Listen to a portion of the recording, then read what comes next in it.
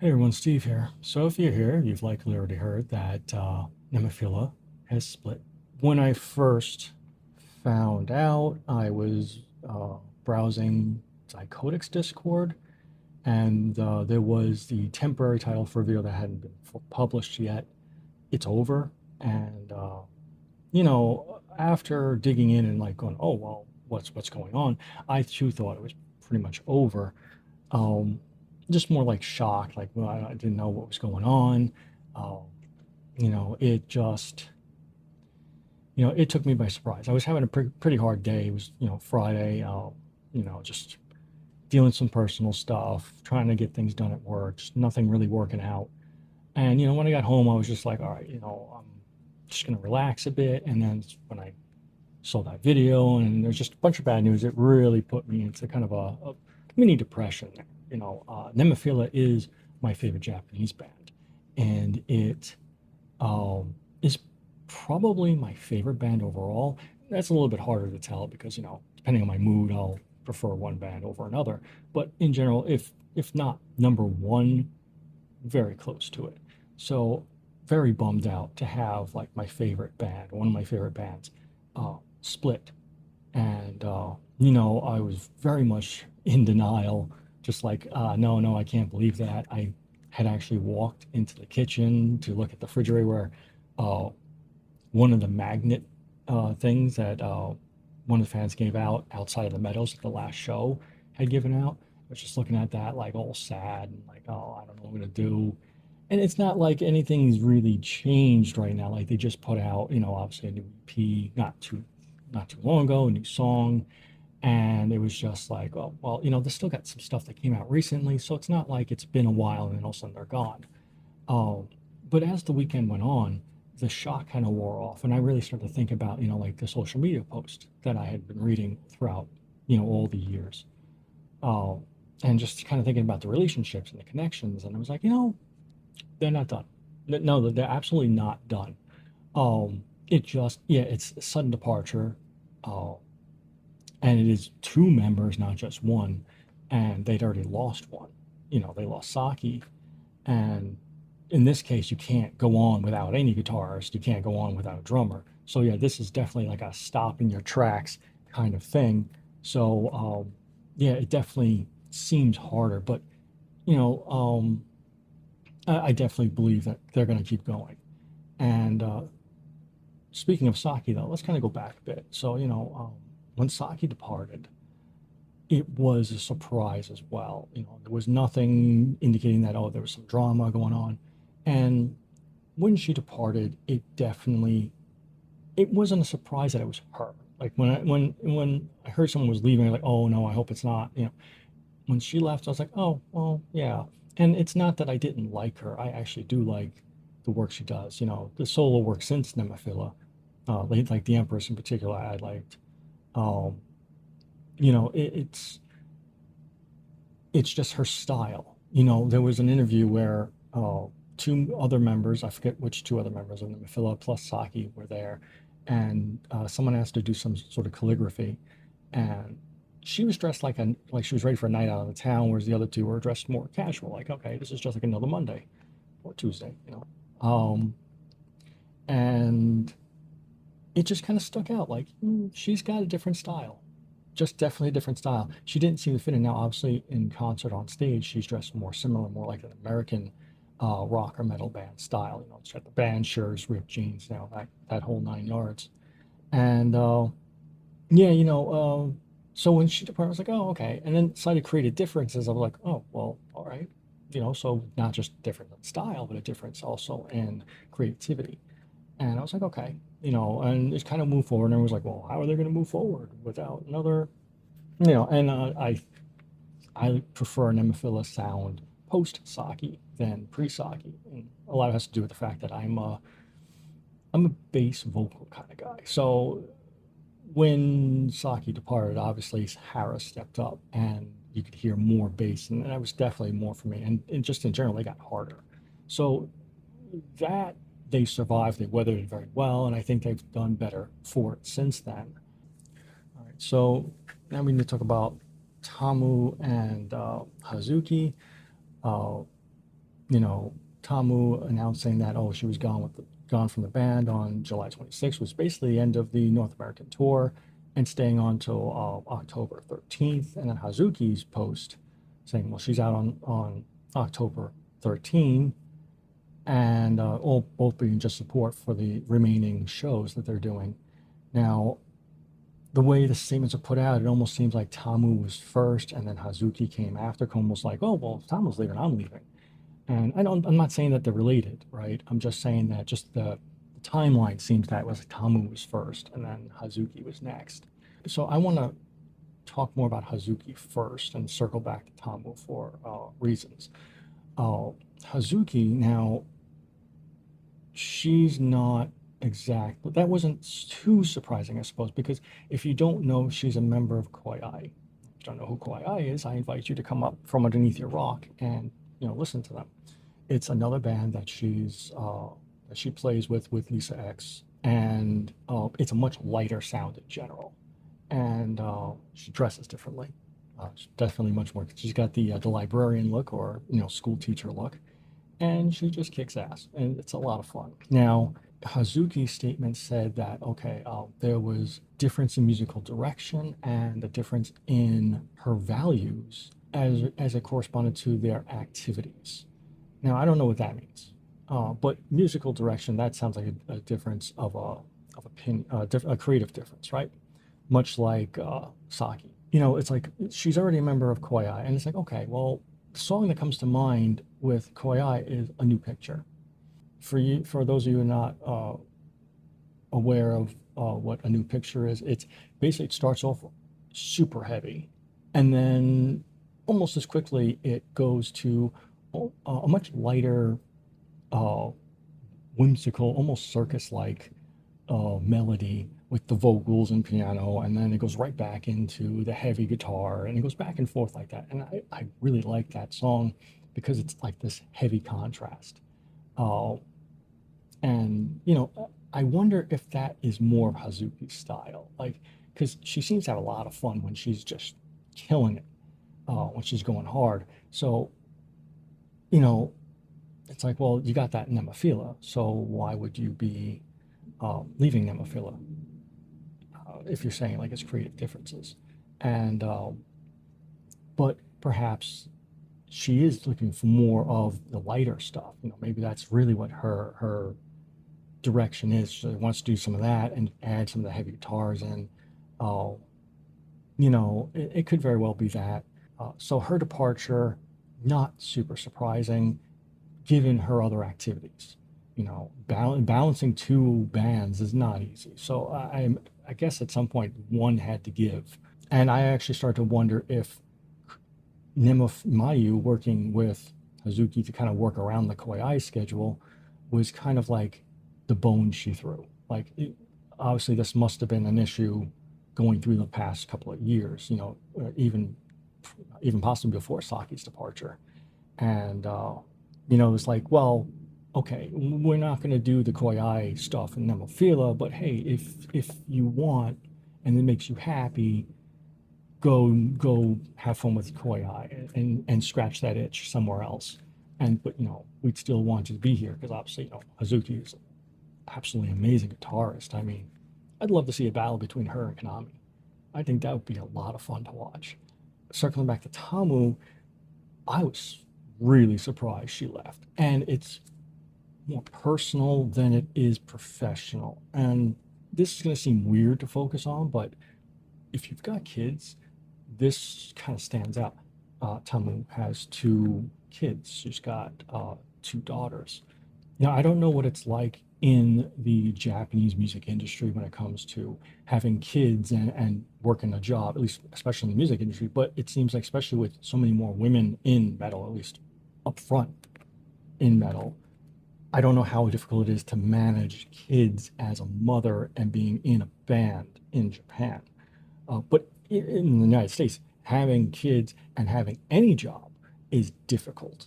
So given that Mayu has a son, I would have thought that, if there was no issue with Tamu having, Tamu's relationship with anyone in the band, that having a band leader who understands the challenges of raising a child would be like a huge deal. Like it would be, that's something you'd want. Like you wouldn't have to worry about explaining your position, why you need certain things done, because your boss essentially understands. So I thought just that alone, and she seemed to be having a lot of fun. Again, it just blew me away. Like the whole kids, yeah, for me, it's one of these things like, I don't know about you guys, when it comes to like band members, when I find that there's similarities, I latch on to that. Like, oh, that's awesome. Like, what if you find like a member of one of the bands you really enjoy has a hobby that's similar to yours? Obviously you can be like, oh, that's pretty cool. So with the kids, like even like the last show, I didn't get them gifts. I didn't get Nemophila gifts. I got their kids gifts. Got them sticker books. I got two sticker books, one for each of Tamu's daughters and one for Mayu's son. And I hope they enjoyed it. It's just one of these things. Like my kids are roughly the same age. My daughter is between the age of Tamu's daughters, and my son is like a year younger than Mayu's son. So like it's just one of these things I kind of latched on to, and again, because of that, just kind of knowing like the chaos that it is of raising young kids, I just really thought Tamu would like kind of stay there, just given things. But as I thought about it a little bit more, I realized that there were no social media posts with Tamu's kids playing with Mayu's kids. There were like no play dates. And then I think about it, that was actually one of those things that was odd. Why didn't we see that? And you could say, well, they're coworkers. They're not going to want to mix in case something goes like kind of like this. They split off. But I don't really think that's the thing, right? And I'll get to that in a little bit. And the other thing that kind of disappoints me with Tamu is like Tamu seems to be super, super friendly. Like it was really fun. Like at Outside the Meadows, the last concert, last tour, I should say, she said hi to everyone. No one noticed her at first because everyone was expecting Nemophila to pull up in a bus or something, like a separate bus to show up and get ready. But they were there already, like before a lot of people arrived. And, and it makes sense. It was 100 degrees out. I don't think they'd be roaming around on, 100-degree day, 103. I looked up and I saw her, but I didn't recognize her. I just looked up and said, oh, she's cute.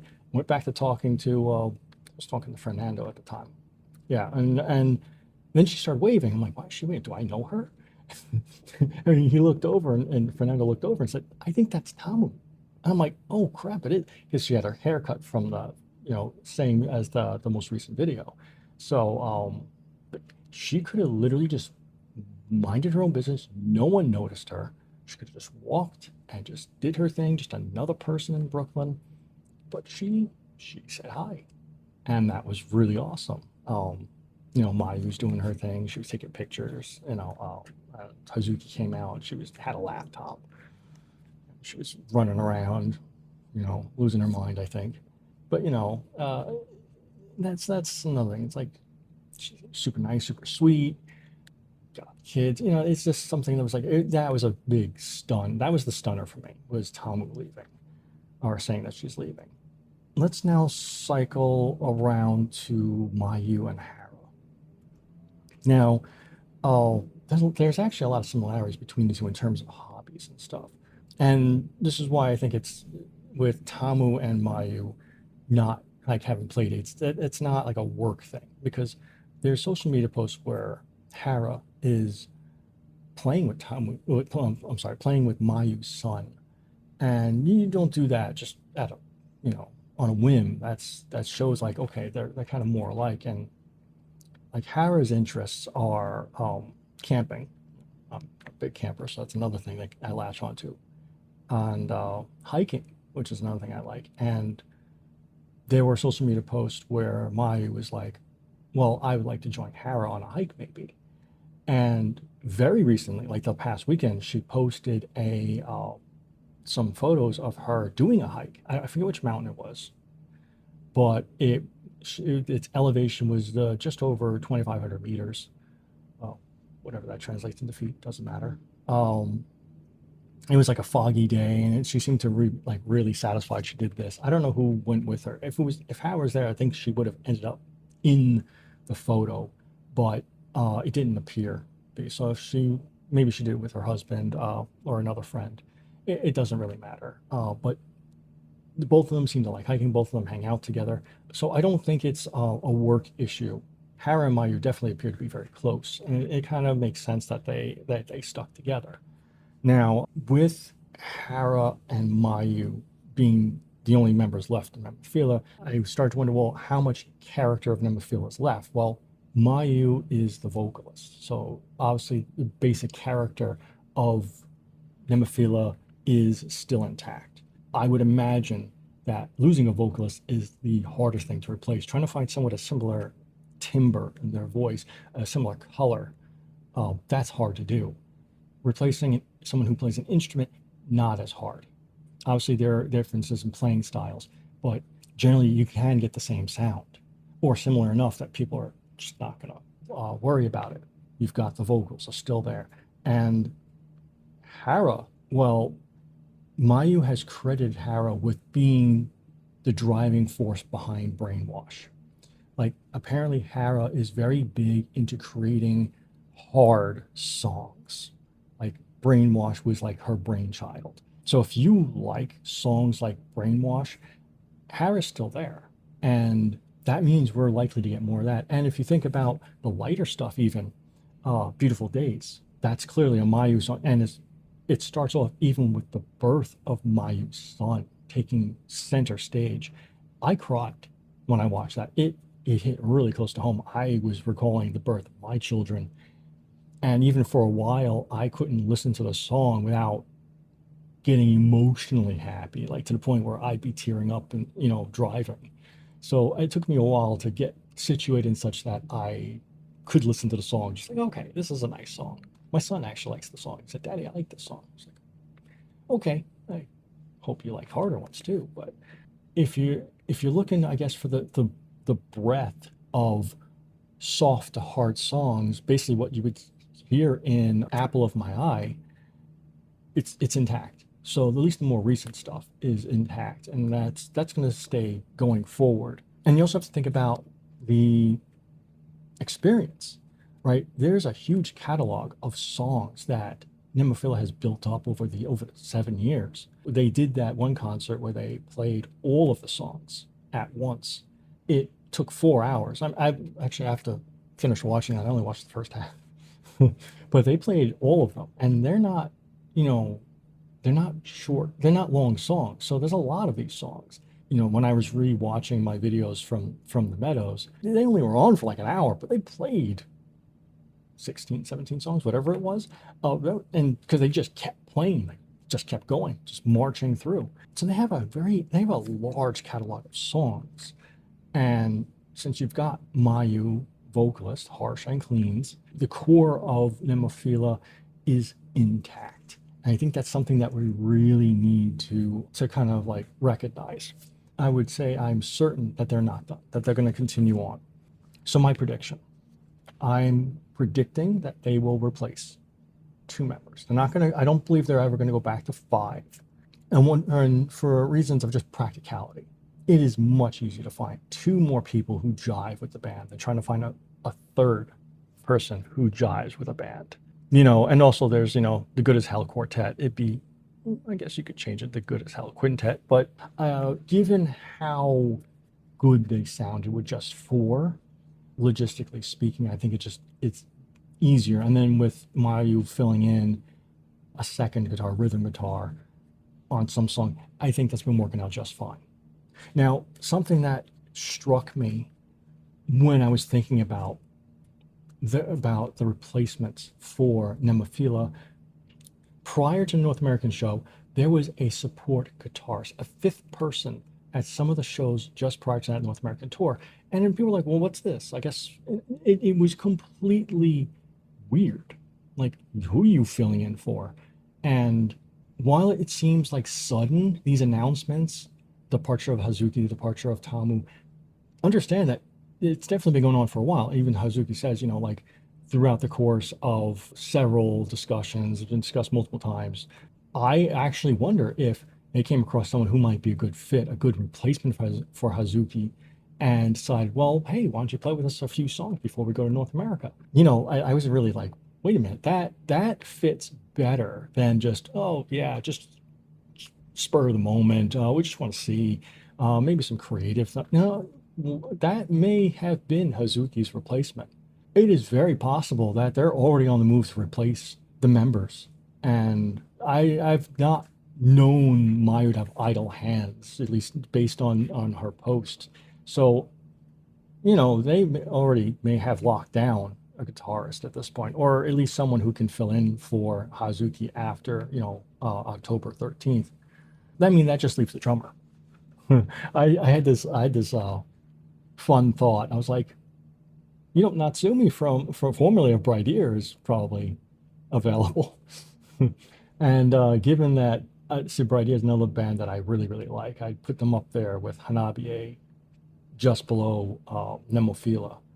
So for me, that'd be fantastic. Be like, oh man, that's great. And someone, who's got kind of the experience with that kind of music. Uh, but that's just wishful thinking. That I've got nothing to suggest that that's going to happen. I am literally pulling that out of my ass. Now that said, a little bit of speculation, right? Hazuki is the one I'm curious about because again, she's very, very guitar heavy. And what I mean by that is, she's a fan of Beast in Black. One of her posts, she said she went to saw them, and after she felt inspired to play her guitar. She's all about that. In fact, she's so about it that I would be surprised if children are on her roadmap. Like I really think that husband, boyfriend, kids, that's like just not even on her radar. Like it's not on the near horizon. Not to say that she wouldn't date, but that none of that even matters. I think she's just so devoted to guitar. That's all she's really going to want to do. And now without Nemophila in the picture, at least soon, I wonder what she's going to do. I feel like she's going to have a lot of idle time. So I wonder if she reaches out to Saki, who likes to do collaboration, what she said she wants to do. I wonder if there'd be some little collaborative work there, since being as they had worked together previously.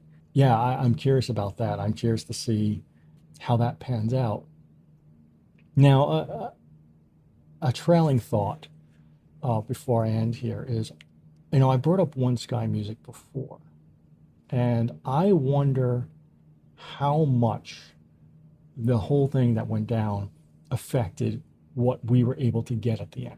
And what I mean by that is Tamu's statement, cited her working environment, her future, but she said after speaking with her management that it seems like the North American tour was a great point for her to end things, which is why, her July 26th departure date. If you're not familiar with One Sky Music, basically they tried to bring Nemophila over. There were problems with logistics and the way the contract was worded, and ultimately it was canceled. Now, obviously there was a lot of fallout. A lot of people who were scheduled to go to the show were like, "What's going on?" There was a lot of speculation, and the band put on that free live stream, which was fantastic. I definitely felt worse because it was a great set, because it was meant to be the set that was replayed in the United States, but it seemed like they were almost like it planted a seed in their brain, like they had to make good by this. So I wonder, with the visas now being provided to them, and with trying to make it up to the fans, that even though it failed, it kind of gave us here in the States one last chance to see them before potential bumps in the road, or again, I think it's still on. I would be very surprised if Nemophila did not continue on, Again, I wonder about these things. Like, how did this affect that? How do these people interact? So that's the end of this video. I do want to know what you think about anything. Like, what are your thoughts on this? How do you feel? What are your predictions? What is some of your speculation? I'm drilling down in on the whole fact that they can't be done. And again, not because I'm in denial, but rather because the signs are there, the core is intact, and as much as it sucks to lose Hazuki and Tamu, it's not the whole band. It's not to say they're not irreplaceable. It's I think the character is intact, and I just think we just gotta wait and see. And I'm looking forward to seeing the next chapter in Nemophila. So let me know what you think. I'll see you guys in the comments.